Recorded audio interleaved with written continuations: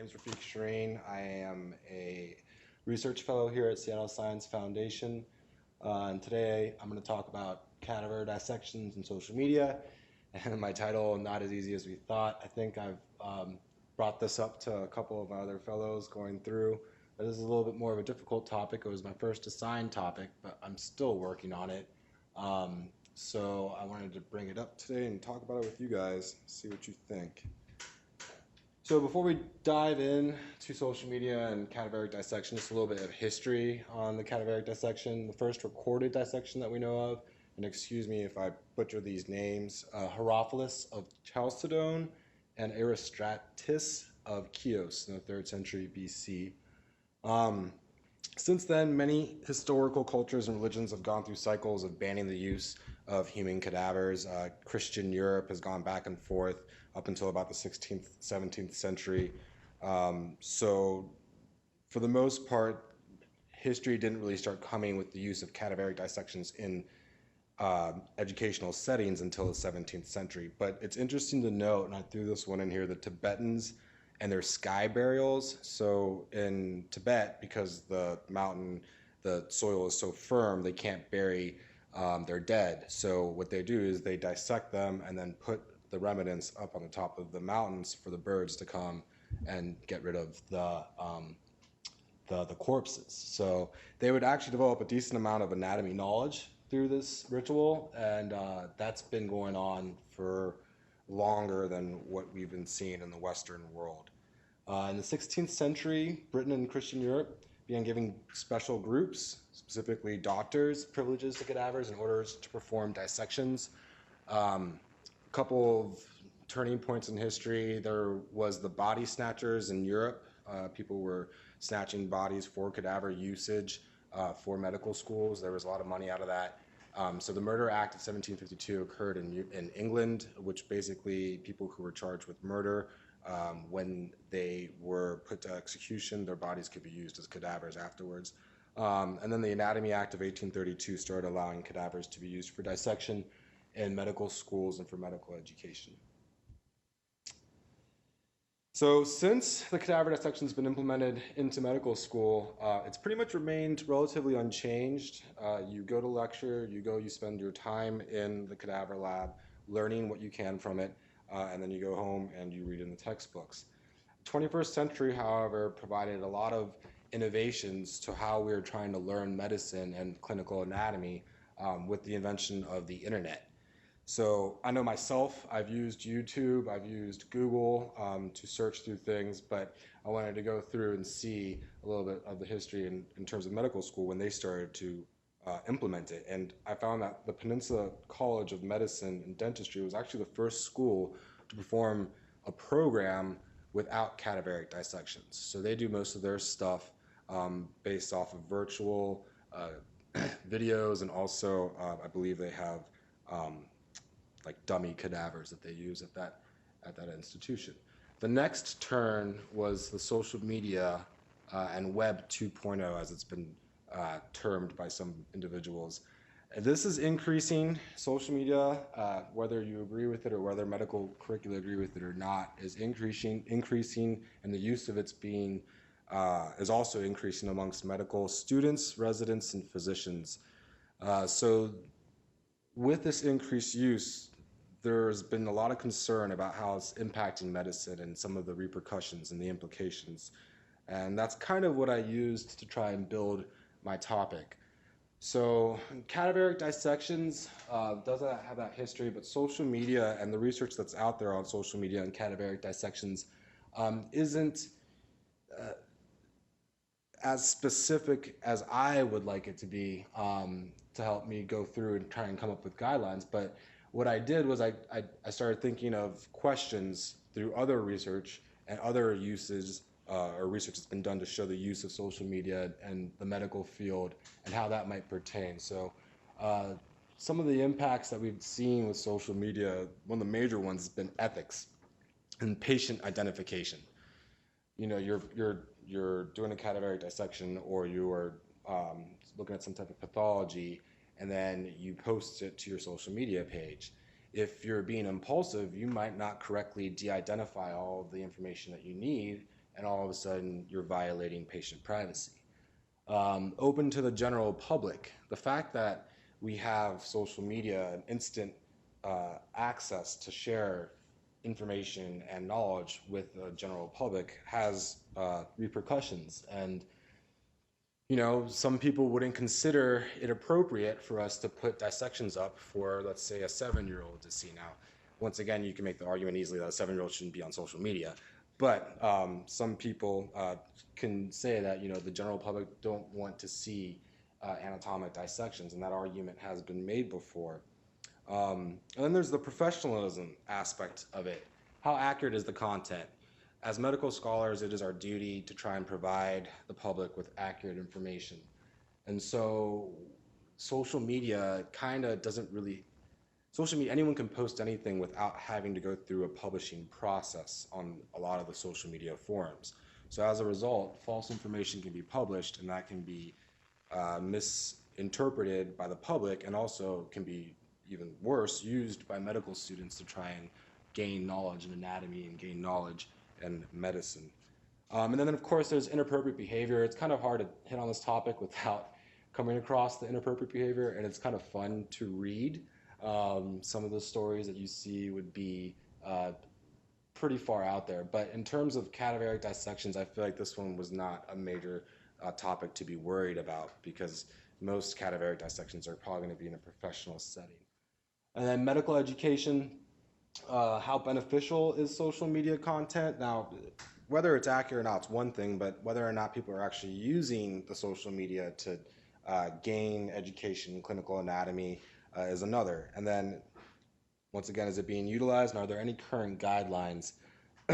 So medical schools, some medical schools have actually gone out and said that their students can't post any images, even if it's patient de-identified, of cadavers on their social media pages. Should we go along the same theme for the general public, for physicians, for residents as well, for institutions? So this is what kind of got me sparked for the topic and how I would attack it. And then another thing that I came across as I was going through my research is the type of social media. Different types of social media are used for different purposes. YouTube is more of a search engine that you can use for videos, and that's actually, I've already referred to it in my own medical education, but there's a lot of research that shows that YouTube can be beneficial for medical students and their medical curricula and in their medical education. Facebook, however, isn't necessarily a search engine for videos, but you can post videos to it. And there's this concept of a personal identity or a virtual identity that you're trying to create with Facebook that creates a lot of problems for the medical profession when we're looking at professionalism, trying to appeal to our patients, patient-physician interactions, and the such. So with all that in mind, I thought, what is the current consensus on sharing cadaveric dissections on social media? Is it professional or is it unprofessional? Unprofessional aspects, I thought, patient identification, that is a ultimate no-no. Obviously, if they're going to have any type of patient identification, that's something that should not be posted. And then exposure to the public. If you're looking at Facebook and you have a Facebook profile where people can actually follow what's being posted, then they get exposed without them having to search through it. So that's where exposure to the public, I feel like, kind of comes into play and how it could be unprofessional.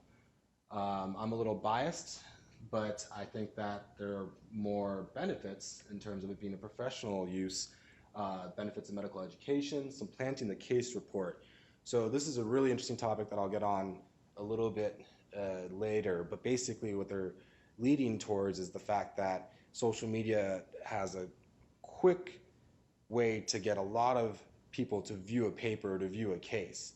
And as a result, you can get a quicker response time than you would with a case report in a journal. So there have been some theories and some people who are kind of supporting the fact that maybe social media should take over journals for case reports, which makes sense if you think about it. And then maintaining professional identity, that one is a little bit more philosophical, but the virtual identity, professional identity, and your social identity. You are trying to create a social identity with Facebook, but at the same time, you should also be trying to create a professional identity as a doctor or an institution. What happens when we have a Facebook page that we're trying to keep these two things separate, or should we mix them together? So These are all the kind of things that got me spurring when I went and dove in. And this is what I found. So with regards to ethics, image sharing on journal-based and social media publishing, same privacy protections. So as far as the law goes, if you're posting an image on Facebook or on social media and you are still adhering to the laws that require you to share that image in a journal, scholarly article reviewed or peer-reviewed journal, you're doing nothing illegal. In other words, if you could submit that same picture to a journal and feel like the journal would accept it, then that picture should not be considered illegal according to HIPAA and the Private Policy Act. However, social media and the way it is and the nature of social media creates scenarios where some authors have said could create inadvertent identification or could lead to inadvertent identification. To give an example of the description that was used in the paper, if you have a Facebook profile or a social media page profile with a number of people that are following it, and then all of a sudden you share a case report or you share an image for a specific finding around a certain timeline, you could potentially have family members of that individual whose images that you're sharing at that specific timeline who know what's going on with that individual and could potentially indirectly identify the patient. It's a lot of could have, would have, should have, but it is something to be thought of in the sense that we could possibly be putting out information that could identify patients without us even really knowing it. So I thought that was interesting.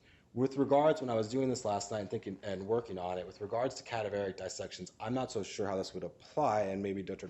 Tubbs could elaborate at the end in terms of when we get our cadavers, where they come from.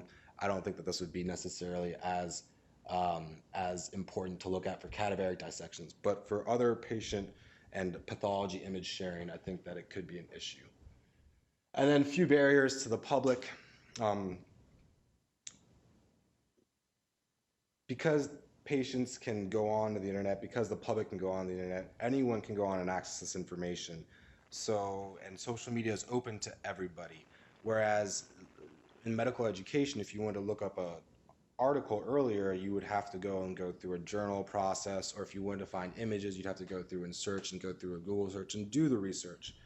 With social media, it requires you to do less to get the information. And so that's what we're worried about in terms of the few barriers to the public. And then an interesting case is actually reverse identification. I threw this in here. It just was a case in emergency medicine about how Facebook helped them identify a family member of a patient that showed up, and they were actually able to treat the patient. So it was reverse identification where they were able to get history from Facebook as opposed to the public identifying the patient. The physicians were able to identify the patient with Facebook. So it actually served as a benefit there. And then professionalism. Once again, a number of papers have researched student, resident, and physician Facebook profiles and have found similar results. The way the theme works for these similar results is that unprofessional content is prevalent. It is not in the majority, and it also is age dependent. So as you would expect, you're going to see more unprofessional content with the younger medical students and the residents than you would see with the actual physicians. And then there major issues, and I didn't think that this would really tie into cadaveric dissection, except for the fact that patient identification is one of their issues in terms of unprofessional content that can be posted onto a student's Facebook page or a resident's Facebook page. And this is an example of one of the headliners that caught major media. U.S. penis photo doctor, loses job, caught headlines back when he shared this image, obviously inappropriately so. So I could go on and on and on about this, but I feel like it doesn't really pertain as much to cadaveric dissections, although it is very interesting and does cause room for a laugh here or there. But the patient identification, I feel like that was an important thing to point out. A number of studies have also looked into the accuracy of the content in online videos. Opinions on this did differ. A lot of papers do think that there could be a benefit in using YouTube for medical education, so long as we're directing people to the right YouTube videos. Because there's a lot of YouTube videos that are out there, and there's been research that has shown that people and the public in general will actually prefer the inaccurate videos, typically because of the way they're depicted compared to the accurate videos. So that research basically was focusing on the numbers of how many people were viewing which type of video when they split it up. I think they would need to be on a higher scale or larger power to really be able to make that assessment, but still, opinions are differing, whether they think it's going to be beneficial, if it's accurate. I think that if it is accurate, it should be used, and it should be directed. We should be directing our students and the public to use the accurate videos. And then maintaining professional and social identity, the identity crisis. This is something that some researchers will argue that you actually want to have a social identity and a professional identity that kind of mix. It gives you more of a human element, and it can increase the physician-patient relationship. Others think you should keep it separate, and you should have two separate Facebook profiles or YouTube videos or profiles for social media in which you can have a professional one and you can have a social one, and that way you cannot have any overlap. And then medical education. What are the current regulations on social media? Anyone can post. So right now there's no nationwide current regulation on publication of images for social media, besides what the HIPAA and Private Policy Act have already stated, that if you are de-identifying it according to what you would do to apply or to submit this image to a journal, you're not breaking any laws. But does that not mean that we shouldn't develop guidelines? I think that if we can continue on with the research and get enough information, and as social media continues to develop, we could come up with good guidelines on how to make sure we're optimizing social media and that patients and physicians are getting the best out of everything. And then the last part is taking the dissection lab out of medical school and open to the virtual public. That's something that we maybe aren't considering as much as clinical anatomists. We're often very involved and very excited about what we're learning, and we're not remembering that some people in public don't want to see this information. And so how's that going to apply to creating guidelines and whether or not we should be sharing such images? So after all that, I basically realized maybe we shouldn't be questioning whether it's professional or unprofessional. Maybe we should just be questioning if it's inappropriate or appropriate. Because in the end of the day, we're weighing all these things: patient identification, exposure to general public. Is it benefiting medical education? Are we having professional identity and social identity issues?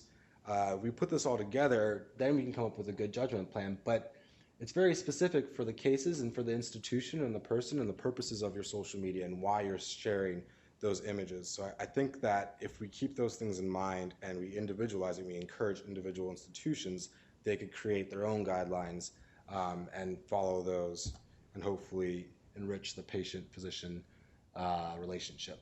So this could lead down to supplanting the case report. It's basically the sheer numbers and statistics of it all show that we get a quicker turnaround with case reports.